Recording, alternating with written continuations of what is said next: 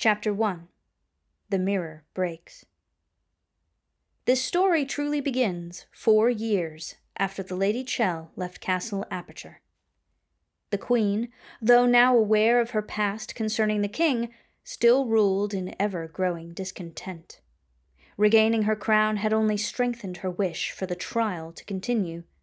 Indeed, the mysteries of the bow had been solved, yet GLaDOS was beyond all wisdom and logic.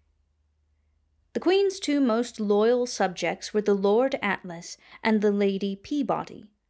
Not only were they under the spell that the Queen laid upon all those within Castle Aperture, but they had also been born and raised within its walls, making their loyalty even more resolute.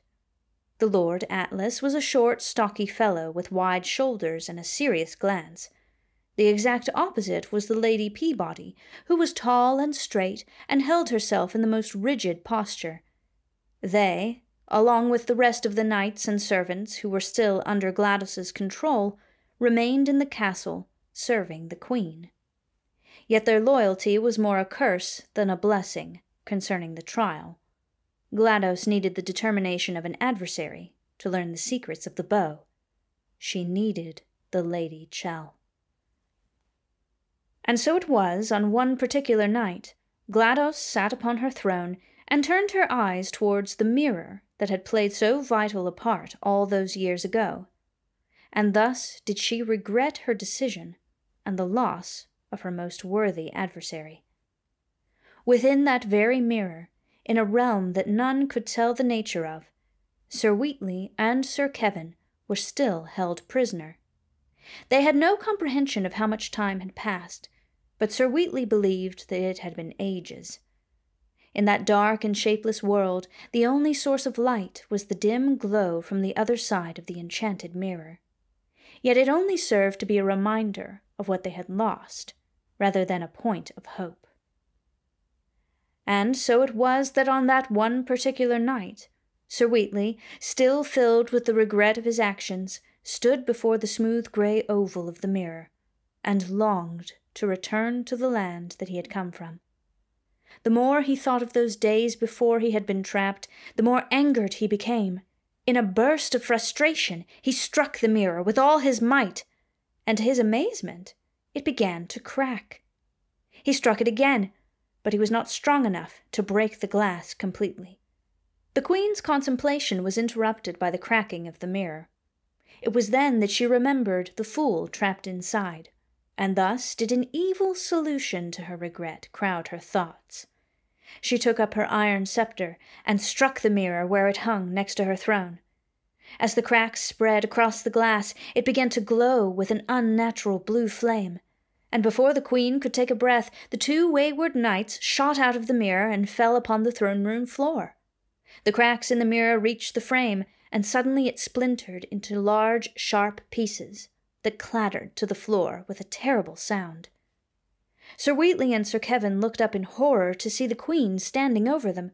They both turned to flee the throne-room, yet all was in vain, for in a blast of sorcery the Queen destroyed the entrance. Stone and mortar fell down from the doorway, and Sir Kevin, who had been more swift than Wheatley, was crushed beneath the rubble. Before Sir Wheatley had time to grieve for his companion, the other knights of the Queen took hold of him, carried him to the dungeons of the castle, and locked him inside. The Queen retrieved from her most secret of rooms a crystal ball, long forgotten by the learned men of the kingdom. It had been said that the strange gem would allow the user to talk to the person they most desired to speak with. In this way she would be able to make a certain knight send a very special message to the Ladychell. Such a message would draw the Queen's foe back to Castle Aperture. Chapter 2. The Plea and the Pardon. After her escape from Castle Aperture all those years ago, the Ladychell had wandered the lands looking for refuge in the war-torn remnants of the kingdom. At last in her journey, she happened upon the village of Aden. Built around an old outpost, the village was quiet, peaceful, and full of kind people rebuilding what lives they could amidst the ruins left by the Queen's ascent and the war. Though the Ladychell's memories of the days before the trial were dimmed by the enchanted sleep that had been placed upon her by the Queen, she had not forgotten her former skills in the court of the king. She soon became keeper of the town's bakery, where she lived very happily for those 4 years. One day, as Chell was preparing bread for an upcoming village festival, she walked past the only mirror in her quaint cottage. Her heart leapt within her chest, for not only was her reflection absent, but the image of another person was forming before her eyes. Some strange magic was at work, and the Ladychell drew closer to see who it was. Suddenly, the image of Sir Wheatley in the dungeons of Aperture appeared, for the Queen had used her long-dormant crystal to allow Wheatley to speak to whomever his heart desired. Sir Wheatley pleaded for the Ladychell to aid him, half fearing for his life and half wishing to beg her forgiveness. Despite his destitution, she had forgotten neither his betrayal nor his attempt to slay her. Yet she still remembered his friendship and loyalty before his mind was so poisoned by the crown, and in the depths of her heart she knew that she must give him aid. Indeed, she also feared that the Queen would torture the poor fool, and the Ladychell could not have his death on her hands. Before the sun had reached noon, she was making her way across field and moor as fast as she could, laden with supplies and tools to aid in her quest. After a day's journey, she could see the dark shape of Castle Aperture in the distance. Ladychell had long been aware of the seemingly silent castle's location, and had at times wandered back to scout out the back doors and hidden ways into the dark fortress. Though she had never wished to go back to that terrible place, her thoughts turned more to the welfare of the people of her village. Knowledge of the old castle's hidden doors and entrances would aid her in turning others away from its terrible danger within. She found one of these secret doorways and crept back inside the castle. Though she did not have the bow, the Ladychell was no less cunning and alert as she quickly made her way down into the dungeon. There she found poor Sir Wheatley, and she swiftly broke the locks that held him prisoner. As they fled together, Sir Wheatley begged the forgiveness of Chell, as he had so longed to do for all those ages within the mirror. She was silent at first, the memories of his past betrayal still burning in her mind.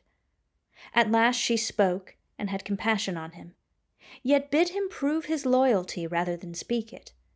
This lifted Sir Wheatley's spirits, and he vowed to stay by her side. Suddenly, a great horn was sounded within the castle, a signal to all within that the prisoner had escaped.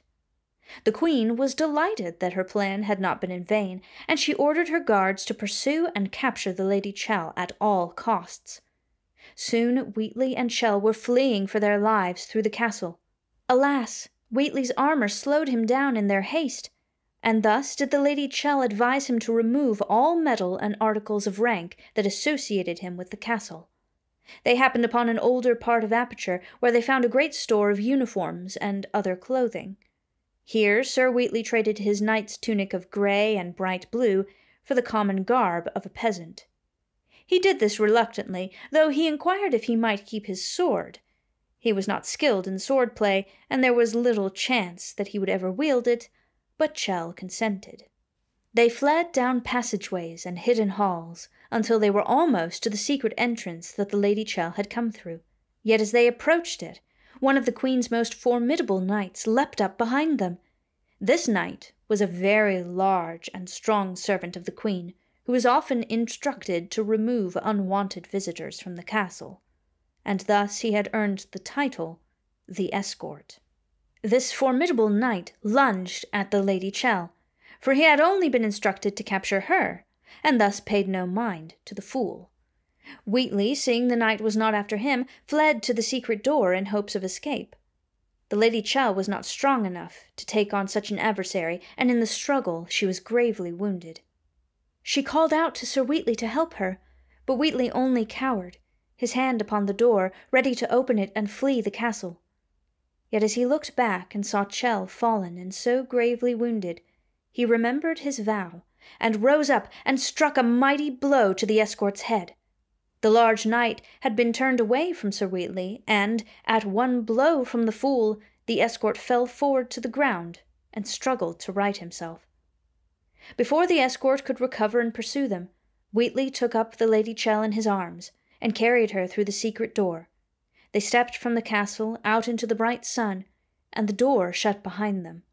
With her last ounce of strength, the Ladychell pointed in the direction of her village, and with that she swooned and heard and saw no more.